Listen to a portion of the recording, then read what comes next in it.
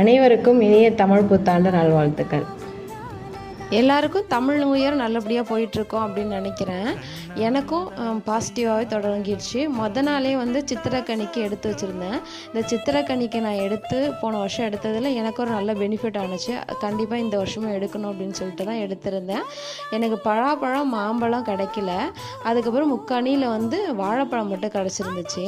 அப்புறம் கொஞ்சம் ஃப்ரூட்ஸ்லாம் வச்சுட்டு பூவு, மஞ்சள் குங்குமம், வளையல், பணமும் காயினும் வச்சுருந்தேன். உங்கள்கிட்ட என்ன இருக்கோ அதை நீங்கள் வச்சுக்கிட்டாலே போதும். அப்புறம் துவரம்பருப்பு, பாசிப்பருப்பு வச்சுருந்தேன். உப்பு வச்சேன்.